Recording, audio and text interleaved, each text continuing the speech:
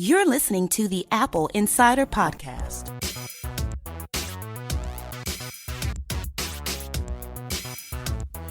Welcome to the Apple Insider Podcast. I'm Victor, and joining me is Winifred. Winifred, how are you? Okay, I think there's something wrong with the old transatlantic line there. It's William here. I'm standing outside Apple Park, ready for the October event, which I'm sure is on any moment now. Victor, how are you in the studio? I'm fantastic. Can you see the drones flying overhead? A little bit. I wonder what that was. I thought Do it they was scare like a you? little fly past. Well, they're in formation, and I just find that pretty. Okay, drones that fly in formation are incredible, and something that MIT's been working on, but they're not really made it to market yet. So I'd like to talk about things that also haven't made it to market. For example,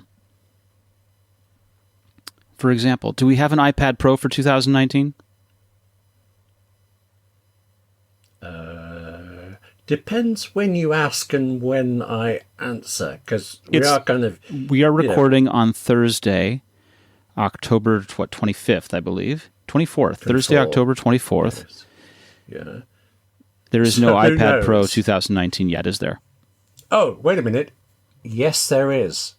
I could look brilliant tomorrow if they suddenly announce it. But yeah, okay. As of this recording, there's no iPad Pro for 2019. Right.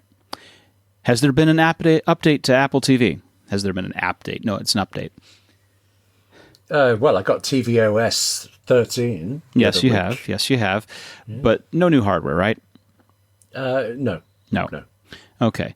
So it's been 2.5 years since Apple made the public apology for no new Mac Pros and apologized profusely and said that they really did care about the Mac. Where's my Mac Pro? Can you buy one? They announced it. Can you buy one? Can you have it on your desk? Buy the old one. The old one is off sale. Yeah. So, but can you get a new Mac Pro on your desk? I can't really see a way around saying no. And yet, is there an October event? Where's the MacBook Pro 16-inch?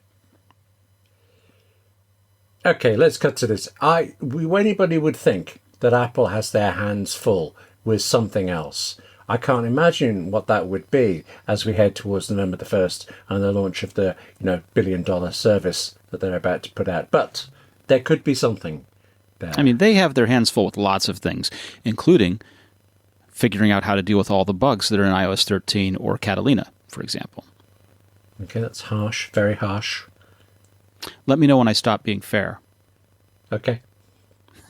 The thing that I'm getting at is there are a number of people. You asked me before we started recording what was new and interesting that we could talk about, and so I'm pulling this on you because I think there's been a lot of anticipation for an October event. We have yet to see one materialize, and here we are with 5 days left in October by the time this show publishes.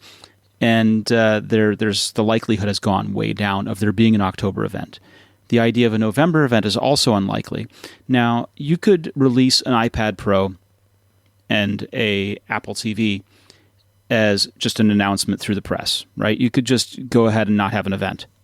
The only reason why you'd want to do an updated Apple TV is if you had hardware that made it better for Apple Arcade somehow, or also wanted to use a chance to get in front of your audience and talk about TV Plus.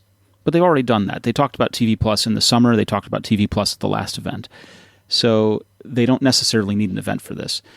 MacBook Pros are probably significant enough change going to 16-inch from 15-inch, going to rumored different keyboards either this year or next. So that makes sense to have an event for. But if we don't have an event in October, it means we might not see a 2019 16-inch MacBook Pro. True. Mike Worthy on AppleInsider was saying the other day that as he sees it, Apple seems most keen to have events when they've actually changed the physical form factor, like the way last year's iPad Pros were quite substantially different from ones before. Would the MacBook 16-inch one count, since really it's the 15-inch model with the bigger screen? I think know. Yes. Yeah. Okay. You see, I get what you're saying all this, but I am less concerned because I think these things are still coming. The ones I'm interested in, I'm still interested in. I don't have a problem with there not being an October event. So, That's fine. I just know that there's a lot of interest in that, and so I wanted to bring it up. You don't doubt, though, that the Mac Pro will be available by the end of the year? At some point. Okay, I mean, we always think it's going to be December Midnight, 30th. December 30th, yeah. Yes. The thing that I mentioned briefly, when you said, does Apple have their hands full? Well, would you agree that iOS 13 has been sort of a rocky launch? Yes, absolutely. And for reasons you pointed out before, the way it was split in such an unusual way between 13.0 and 13.1 and now 13.2. On balance, actually, I think it's all shaking out. I'm not having any particular problems, and I'm still enjoying iOS 13, but it does feel different too. Last year, yes. Yeah, there are some wrinkles still there. And would you agree that Catalina's had some rough spots? Yes. Yeah, I'm not certain yet that it's rougher than Mojave is. I mean, there's the whole issue of the 32-bit app. So a friend told me he was a pixel away from updating when he realised that the particular version of Word and Excel that he had was so old he'd have to replace them. So I think people have been caught by that in unexpected ways. But otherwise, have you had Catalina problems? You haven't upgraded to Catalina, I think, the last time I asked you. That's called Catalina Solutions. And I still haven't updated because I am waiting patiently. I watched a conversation take place on Twitter the other day between former Apple engineers, and they were talking about bugs and how, if an Apple engineer breaks something that had been previously fixed, that's called a regression, and they're required to fix it. Oh, right. But that within Apple, there are teams in the past that have printed up T-shirts with the slogan, "That's not a regression." Therefore, it's an old bug and they don't have to fix it.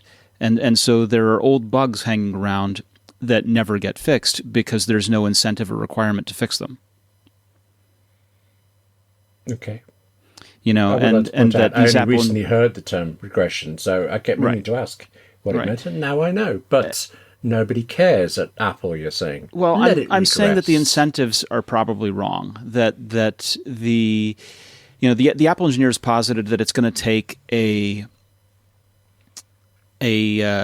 sort of a slow cycle or something like they did with Snow Leopard, where it was delayed in order to really address this. That instead of piling feature upon feature upon feature and how great it is, that there's going to have to be a release that simply cleans things up in order for it to come back together. And that leadership prioritization is not placing the emphasis on fixing these bugs and going back and digging up and addressing them.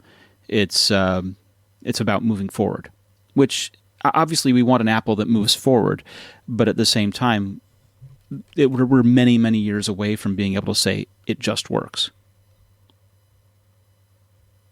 I do remember often using that argument for Apple stuff. Why you should use it, why not? And less I feel I can. But that's not so much from bugs as from just the sheer complexity of so many features. Trying to explain to my mom how to use her iPad, for example. She's just got the hang of Siri and loves it. So that's good. But it's taken a long time to explain who the nasty man that speaks to her when she pushes the button for too long is. Yeah. And of course, Siri is a man in the UK for you guys. For the rest of the world, for at least much of the rest of the world, it is a woman's voice. Yeah, by default, I actually changed mine to a woman because I'd heard Siri came out, 6 months, some amount of time in the States earlier than here. So I kept hearing quotes and films of it. And so when it became a man here, sort of woman, it just didn't sound like my Siri. So I changed it. You know how they got those voices, right? I'm going to go with no. No. So Susan Bennett is a voice actor, and she recorded a number of voices for Nuance, the people that were behind Dragon Naturally Speaking, a number of words. And Apple ended up licensing those. And so they got Susan Bennett's voice by licensing those and basically purchasing that library of things. And that's how we got where we are. So presumably they did the same thing for the UK. They purchased a man's voice that had been saying all the same words, all the same phrases, and pulled it together the same way. And years later, they refined it so that they didn't need Susan Bennett's voice anymore. You know, she billed herself as being the voice of Siri, and then later she billed herself as being the original voice of Siri. They've gone to computational generation for speech, and so they no longer have a human as the background for those things. And I, for one, am sad about that, although I didn't know it until 2 minutes ago. Yeah. 2 minutes ago? 2 seconds ago. One of those, yeah. Yeah, definitely. It's, you know, when you're grieving, time just moves on. Okay. How did we get onto Siri? Oh, the voices and things. Yes. Well, talking about features and how complexity. The complexity makes it difficult for a new user to pick up a system like this. That's the difficulty is there's always been this sort of push and pull between satisfying what a power user needs and what a user who's had a long time on a system needs with approachability for a new user. And of course, iOS has always been about approachability for a new user, but as iPadOS is growing into its own thing, it's becoming more complex. For example, features like drag and drop are really difficult for people on an iPad, especially those who haven't used them before on an iPad. And so the goal has to be being accessible for new users and also providing the things that someone who wants to use it as their only computer will be able to use. And that's the kind of thing they got to keep in mind. Yeah. And the Mac too. And I think those things don't prevent it from being it just works as much as the unexpected behavior does. Yeah. So you just put me in mind of two simultaneous things. One is I am having an actual bug in this house, which is whenever I ask Siri to set an alarm, at least two devices say go on then and get it up. I mean, my HomePod in my office has bionic ears, and wherever I am, it answers. But I don't have the previously touted checking the devices to see which is the one you probably meant feature. Right. And that is annoying. But, actually, while we're talking of annoying things, that at least I feel like there's some sort of bug. Have you used the Facebook app on iPhone? I don't use Facebook. Oh, that would explain a lot of things. Okay. Facebook app has a little setting in it for you to switch off the sounds, the silly little bleeps it makes when you press things or enter things. And you can switch it off. There it is. It's a user setting. Every time they update the app, they undo that setting to put the sounds back on. And you're looking at this thinking, what else are they changing of my user preferences? Here's a word of advice on Facebook. Starting position, don't use Facebook. Secondary position is if you do need to use Facebook, and there are valid reasons, right? There are groups that gather that are on niche topics or topics that are very, very specific. And if that's the only place that group gathers and you need to be a part of that group, then by all means, be on Facebook. Use that group. But don't use the app. Yeah, I knew you were going to go in with that. I have to use it for certain works, and I have to use the app because you can't use Siri shortcuts with Facebook on the web. It has to have the app in order Let me explain part of it. No, I understand why. You can't solve the shortcuts problem, so what's the difference? It's a choice I have to make, and it doesn't mean I should allow or be happy that Facebook decides to override my settings because it knows better. But William, they have a history of doing things that are not in favor of the user in their app. Sure. And it's not just the settings. It's having been called to the carpet in front of Cook, having Zook called to the carpet in front of Tim Cook, because they were abusing GPS, because they were abusing the features that allow a device to be in the background for phone calling, because they were using the microphone to listen, because they've done all number of very, very, very objectionable bad things. And that you are put those violations over of you, the user. Astoundingly annoying bleeps. Oh, actually, I read an article, it's a really interesting article by a Facebook sound designer about the immense work they go to over this. And it was utterly riveting unless you knew that actually it was nonsense because you couldn't switch it off if you disagreed. I actually tried reaching out to the designer, and for some reason, Facebook doesn't reply. A social media giant that doesn't reply over social media. Well, what can you do? Yeah. Put the app on, hear the bleeps, you'll be with me. The rest of it, sell my identity. Just give me peace and quiet. If you're not William and you shortcuts. don't need Facebook for business requirement, then consider using it through Safari. All right. And let's keep moving. Good luck with that, shortcuts. Let's keep moving. So there are, of course, new betas. These are the fourth betas for iOS 13.2, iPadOS 13.2, tvOS 13.2, and the fifth, watchOS 6.1. This is a good thing. So, like I said last time, there's a former Apple engineer who said that the first release is to get something out the door. The first update, the 0.1, is to fix things that Apple already knew about. The 0.2 is to fix things that Apple found and reported internally. The 0.3 is where they start fixing things that consumers reported and or outside developers reported. And 0.4 is where things begin to get stable. So 0.2 puts us well on the way to beginning to fix things that Apple's noticed were wrong after they've launched, if that pattern holds true. And this is pretty good. There have been a few major changes here. There's the option to opt into a program to supply anonymized voice recordings of Siri requests for accuracy review. There's more emoji, new emoji, camera app changes, and the ability to delete apps via the home screen's 3D touch or haptic touch contextual menus.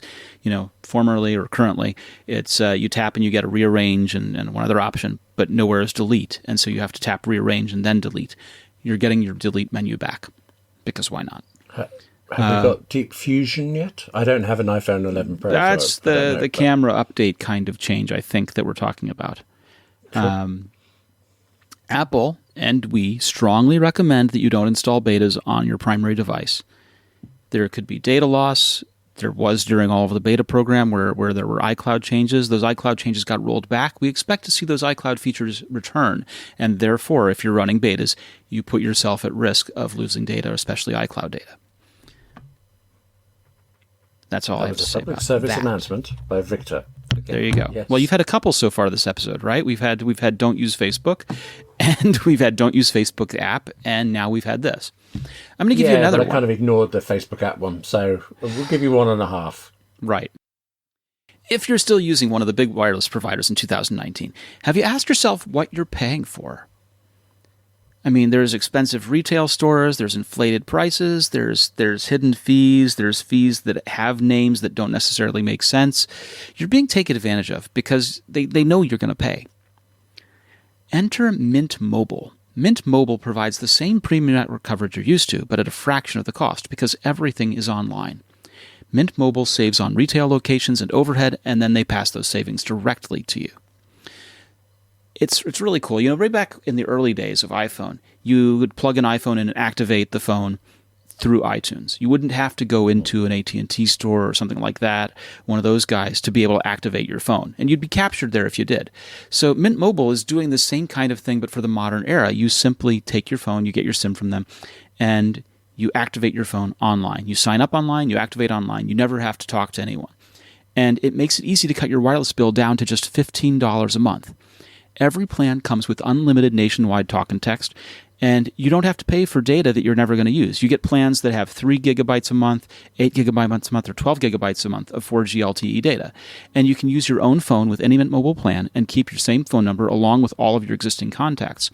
Ditch your old wireless bill and start saving with Mint Mobile. It was so easy to get set up. I got the SIM card, I put it in my phone, and was activated in minutes. The cool thing is you can adjust between those plans. So, it's really easy to shift plans and not have to pay for something you're not using. And it was beautiful. I really liked it.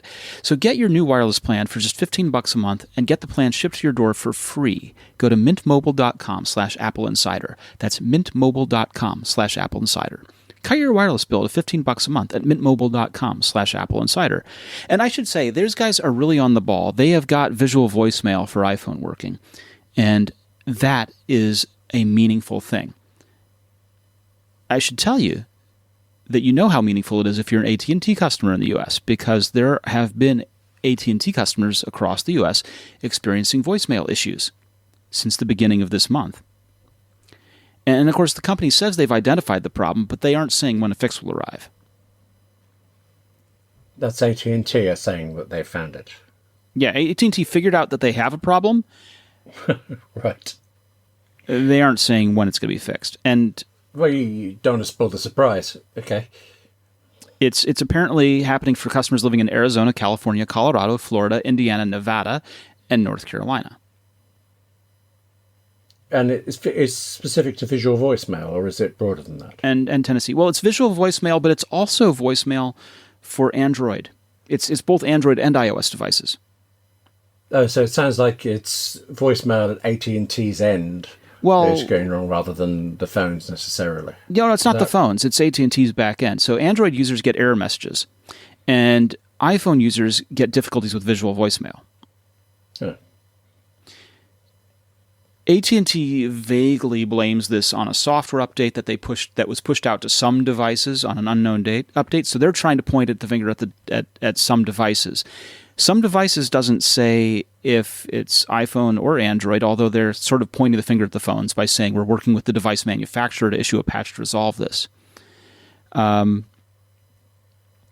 Honestly, though, it's back end because if it's affecting both Android and iOS devices, it's not those devices and it's not an update. It's something that happened at AT&T. Okay, that makes the most sense. Yes, but they aren't saying that, but some service reps with the company claim that the company traced the voicemail errors back to a vendor server problem, which makes a lot more sense. And vendor server means AT&T. It doesn't mean some third party in between. Well, I mean, AT&T doesn't make servers, but they buy in servers. Therefore, it's one of their vendors' servers. It's not a server with one of those Chinese spy chip things that Bloomberg uncovered about a year ago and then failed to completely uncover and is now hoping we'll all forget. You killed me. Okay. You murdered me. Well, in that Why case, would you say that? over. No. Wow, it'd be exciting, wouldn't it? No. Okay. So basically, users have one of two choices, right? You can wait for AT&T's fix to arrive at some unknown future date, or if you erase all of your voicemail history, you might be able to get the function working again. Oh, right. So there is a sort of kludgy workaround. Maybe. Okay. It's funny, if I don't really keep voicemails around, well, maybe I do and I just don't even think about it. I keep all my texts for no apparent reason, but I wouldn't actually know where to go to wipe all my voicemails. Well, in visual voicemail, you can swipe across them or you can tap edit and then select them all one by one and then delete them that way. Oh, let's rush to do that. That sounds like a good fun afternoon. Yeah. Yeah. Okay. Yep. In stock prices, Apple TV and iPhone 5G are said to drive Apple to $289 or more a share. This is a Morgan Stanley analyst, and she's raised the price. This is Katie Hubert of Morgan Stanley, raising the price target to $289, which is basically a 20% increase. This is an interesting view. This is saying that revenue growth for services would be boosted by 2 points, and that and that add an incremental $3 per share to Apple's valuation. And this is just assuming that 1 in 10 users upgrade or subscribe by 2025 to these services and get a 5G phone. Mm. Right. The bear view of this is that 68 million paid subscribers by 2025, providing less than a point of services annual growth and diluting services gross margins. The bull version of this is that there's 175 million paid subscribers and adds 2.4 points of growth until 2023.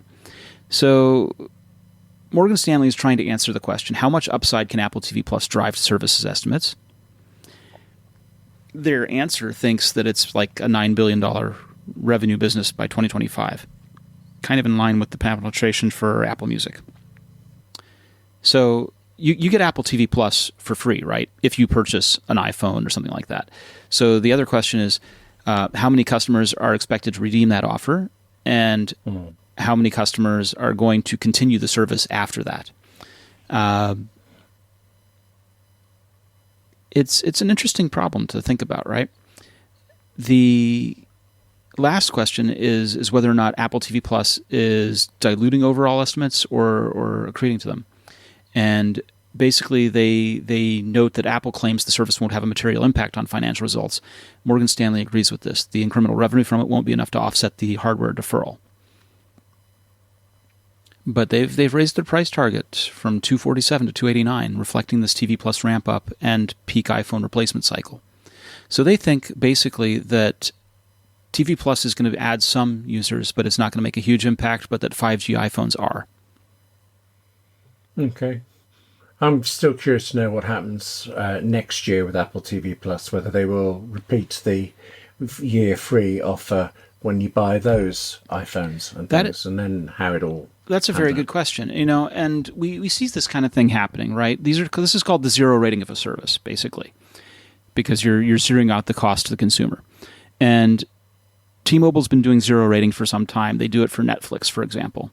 Verizon just got the exclusive zero rating option to distribute Disney Plus. So they get to go ahead and Verizon gets to give Disney Plus for free for a year to all of the Verizon customers. And they're doing it for all the cellular customers, and they're doing it for new fiber customers. And so Apple's going to do this. Now, Netflix has done this kind of thing where they keep it going year after year. Verizon has a thing where they've done Apple Music for free. And for my unlimited account, they've done Apple Music for free for 6 months, and now they're starting to charge for it. And for people who have a different unlimited plan account with Verizon, because why not make things confusing, those people continue to get Apple Music for free and probably will year on year. Okay. So whether or not Apple goes forward with it is going to be an interesting one to see. It's entirely possible. If you keep buying an iPhone every year, why wouldn't they want to give you TV Plus every year? You think Apple would like us to buy a new iPhone every year? That seems... predictable, yes. Okay. You don't think they'd like us to buy a new iPhone every year, or a new Apple TV every year, or a new something every year? No, I think Apple is really driven by social conscience and a direct awareness of my bank balance. I see that as their motivating force. You just looking at me now. I am. Okay. Yeah. Okay.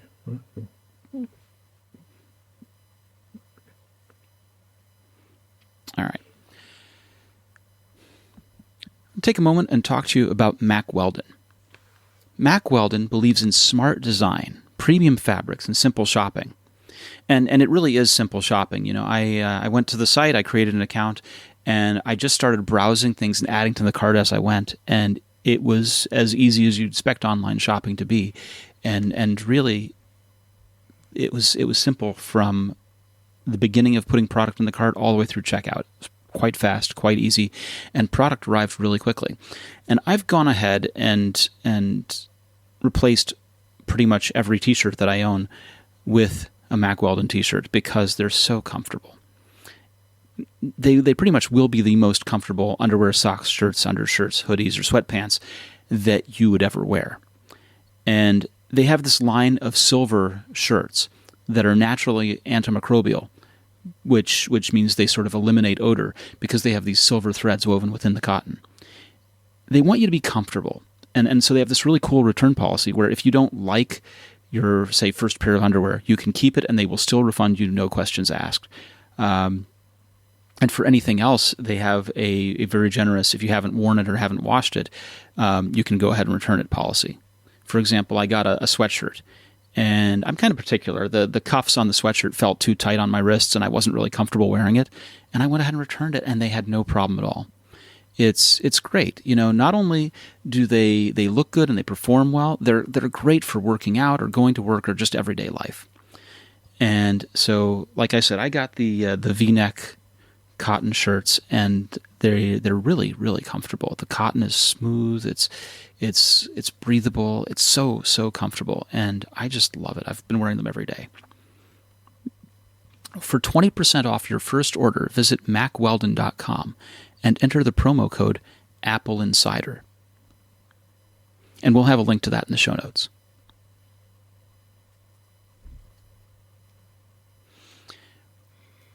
William, you So use this is Apple what you're Pay. getting. So, oh, yes, extensively. Wait, no, Yes. go ahead and ask your question. Well, is this what you're buying since you have to wait for your new MacBook and your new Mac Pro? You know, I go through these periods where I want to revamp my whole wardrobe. And so, like our other sponsor in the past, Taylor Store, made it really easy to do that. Going out and shopping for clothing is kind of annoying to me. I'd much rather be doing other things. So doing it from the comfort of my phone or laptop is fantastic. And I love that they make these experiences so easy. I really do. Oh, I agree with that absolutely. I'm just conscious of the fact that I put off clothes shopping to the last second, but then when I actually do go into a store for the smallest thing, I end up coming out with a whole new outfit. So it's a very expensive habit. Being able to just pick the thing you actually need is also a benefit. Yeah, but at least you come out looking like a dandy. Okay, just running that through the US-UK translator, making sure we're all agreed. Okay, I'm thinking John Pertwee's Doctor Who. I'll cope with that. Yes. Okay. Yeah, that's well, the American dictionary here says that that's a man unduly devoted to style, neatness, and fashion in dress and appearance. That's me. I thought you might agree. Thank goodness this is audio. Okay, yes. It's obviously a late 17th century kind of word, but there we go. Just running through the insult generator there. Have I just been told I'm old? Yes, okay. But Apple you were Pay. about to say something else. I Apple was. Pay. I was about to Love talk about Apple my Pay. favorite Apple Pay. Your favorite Apple Pay? I have been championing Apple Pay on this show for years. People have told me that I was nuts to care about Apple Pay. People have said that Apple Pay is not the dominant thing, that Apple Pay is not going to become the dominant thing, and that I should just stop talking about Apple Pay. Those people, I'm here to tell you, are as mistaken today as I thought they were then. And I'll tell you why. Are you ready for this? Well, given I use Apple Pay pretty much daily, yes, I'm bracing myself. I'm Okay. ready. Hit So, me. Apple Pay has grown so much that it is overtaking Starbucks mobile app for payments for the first time. Basically, loads and loads and loads and loads of people use Starbucks app, and they pay for things at, of course, Starbucks, right? Starbucks used to be first in place in 2018 with 23.4 million users. In 2019, it rose to 25.2 million. So they've got a representation of like 39.4% of mobile users using that for mobile payment. To buy coffee. And sandwiches and breakfast stuffs. And, they sell juice. They sell tea. Well, there you go. Yeah. Google Pay rose from 11.1 million in 2018 to 12.2 million in 2019. Samsung Pay, 9.9 million to 10.8 million. So Google Pay and Samsung Pay are kind of neck and neck by adoption. Apple Pay, by the end of 2019, approximately 30.3 million people are Apple Pay users. That's 47.3% of proximity mobile payment users. Okay. So 30.3 is more than 25.2. So Apple Pay has outpaced Starbucks by 25 million. Okay, but it's very close. Otherwise, yes. Outpaced by 5 million people. And 5 million is not bad. And representing 47% of all proximity mobile pay. Yeah, so I'm conflicted because it's also a very impressive number. I don't understand how different America is. This whole thing. Let me explain. Yeah. Okay. For years and years and years, we primarily used the magnetic stripe to swipe for payment. This would be why America has the greatest amount of credit card fraud in the world. Let me tell you a little bit more. Also, decades ago, we pioneered near-field communications with use at McDonald's and Exxon gas stations, petrol pumps. And that was called Exxon SpeedPay. And what happened was that those early experimentations with near-field payment weren't secured very well. And so there were a number of news stories about how the world was on fire because people could use a reader and walk past your pants pocket and scan your payment and then steal your payment. Obviously, 20, 25 years ago when those things were going on, it wasn't nearly as advanced or nearly as secured as it is today, where, of course, Apple Pay uses the secure element in iPhone. So we've gone to these transactions being much more secured. What happened in the U.S. was that Target, we had a number of really bad breaches where people's credit card information was stolen. And the worst one was at Target. That was the tipping point that pretty much pushed us over the edge to having chips on the credit cards, on the physical card. But we didn't go to chip and PIN as you guys have. We went to chip and signature. Okay. Don't ask why. Okay. And NFC came as a part of that shift. Now, not every terminal that was sold in the U.S. for point of sale had NFC turned on or near field communications turned on for Apple Pay. Many of them shipped with it capable, but it was up to the retailer to decide if they wanted to have that or not. And each point of sale system is slightly different in terms of entering the transaction and doing that. For example, if you had a transaction and they had not yet completely entered the total and were ready for your payment, you could swipe anyway and it would go ahead and take the payment. Or you could insert the card and it would go ahead and start doing the payment. But if you wanted to do the near field communications, they had to do an additional step of entering in the amount and pressing the OK button, and then you could go ahead and tap to pay. So there's been some wrinkles along the way where there were retailers that didn't have things configured at all for tap to pay, intentionally not enabled. There were some point of sale systems where Verifone, for example, sold the same point of sale system and card reader to large numbers of retailers with the same external plastics, but inside literally didn't even put in the NFC chip. So some of them just look like every other one that is capable, but in fact theirs are not. And so it's hit or miss at retailers, and you don't know until you get there. And other ones like Target, for example, just recently enabled NFC payments. So you can do Apple Pay in Target. But for a year or so, they hadn't. Why would I not elect to allow a way of people giving me money? Well, so it depends. Some of them don't trust the near-field communications Apple Pay. It's wireless. They don't trust it. They want to have the physical card in the reader. So they're protecting themselves from liability because they feel like they're doing the only thing they can trust. For Target, for a long time, they really wanted to push people to using their Target Red Card service, which is you sign up for a debit or credit card through them and use their store card. Now, that store card works either with the Target Wallet app. You can scan the barcode there to pay, or you can insert that into their machines. They don't have that set up with Apple Pay. Okay. Because they can't, or because Apple... it's a giant mess and they don't really want to. Yeah, you can see the point. All right. Walmart similarly does not do tap to pay. Walmart does a thing called Walmart Pay where they put up a QR code on the terminal and you use your iPhone to take a picture of that QR code. It communicates to the terminal and pays that way. Okay. Right. I'm not kidding. I compare it to here where I haven't had to think about this at all since Apple Pay existed. I just do it, gone, and who cares? It amazes me that it's so complicated in the States. I mean, mind you, look at what Britain's getting wrong at the moment. Who can criticise another country for anything? But still, I don't envy you not knowing whether or not it's going to work when you go somewhere. Yeah, you pretty much find out when you arrive. Okay. There are times I don't bother going out with any cards or cash because I've got my watch. Yeah. And we'll do it. I could be in trouble. You could be, because the Financial Times ran a piece back on October 10th about how a person was using their iPhone to purchase the bus ticket in the UK, and the phone ran out of battery after they'd purchased the ticket, and so they were asked to provide evidence of the ticket. They got a £476 fine and a conviction.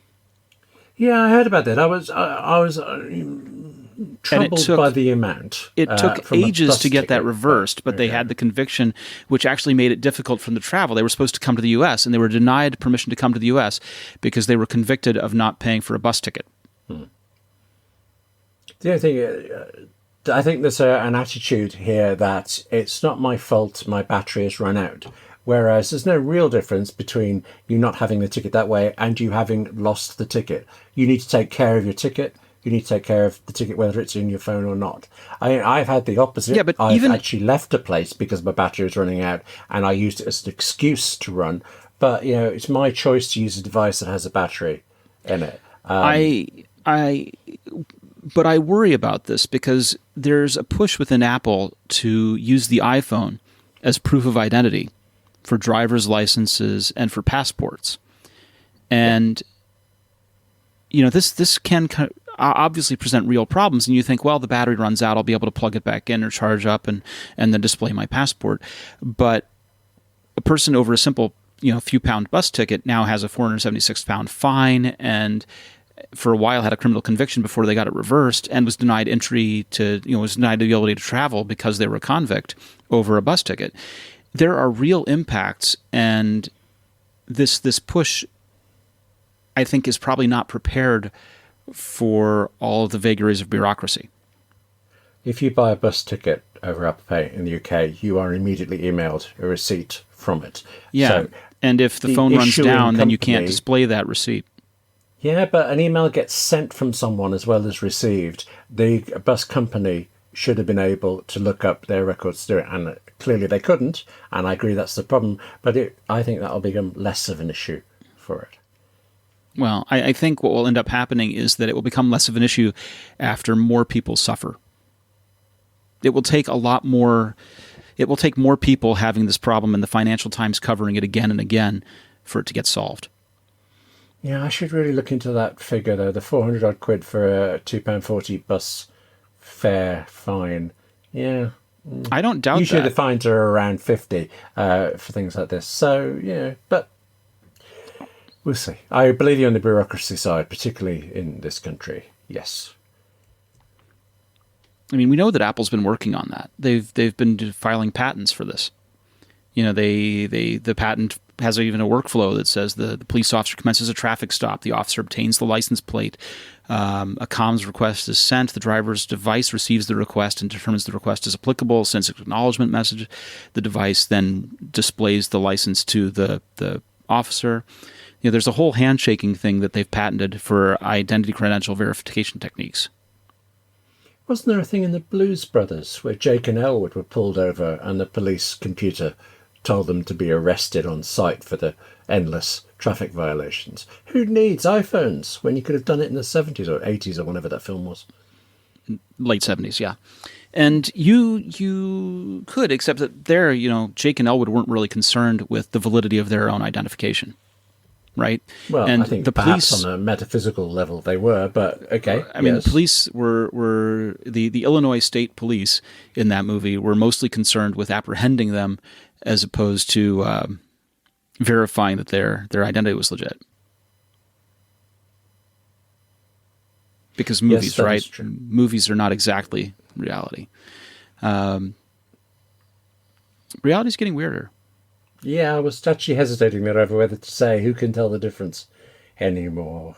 Yeah. But there we go. CNN plans to compete with Apple News, if you can believe it.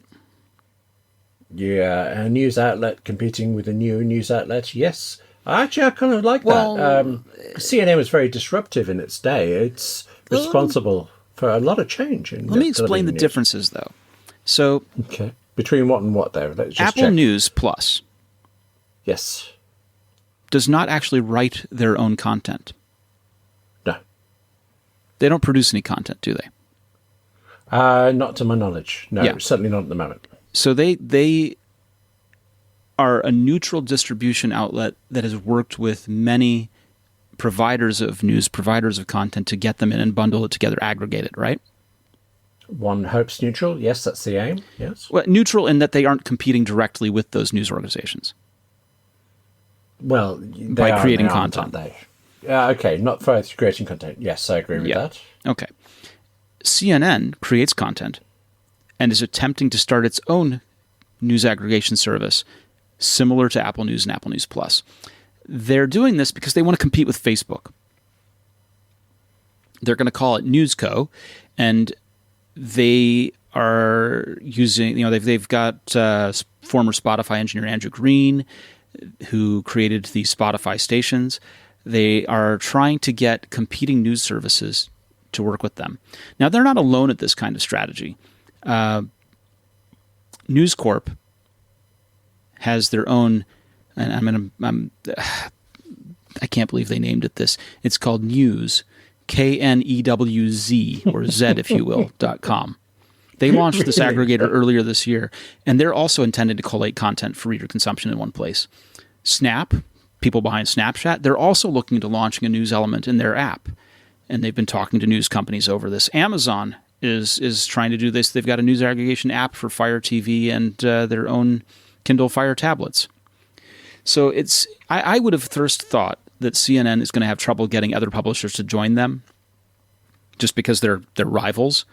But I think the question is, do they dislike CNN as a rival more, or do they dislike technology companies more and are willing to partner with CNN to be a bulwark against technology firms working in this field? Or is every news generating organization just going to go on every service to see which one works? Also possible. But there's a very real possibility that they just don't want to cede any more ground to streaming platforms. They don't want to cede any more ground to Facebook News. Oh, sure. I mean, you put yourself in the hands of another organization. I mean, yeah, it can be terrible. But Apple is another organization. Apple could make choices to diminish returns from it. I'm not saying they would or they have, but of course they could. Yeah. So who is actually better? Who knows? Uncertain. All right. Well, that's all the time we have, William. Where can people find you on the internet? What was that thing I was saying at the start about I'm outside Apple Park waiting for an October event / November event, and in the meantime I'm on Twitter as W Gallagher, or it's getting quite cold here now, late in the year. You could email and warm me up on william@appleinsider.com. Are you going to join me out here? Well, no, because you're dressed like a dandy. But I'm Victor. I'm VMarks on Twitter, and Victor@AppleInsider.com. And I'm so glad all of you are here listening with us this week. We will be back next week with more, and if there's a new MacBook Pro, we will tell you all about it then. Goodbye, everybody.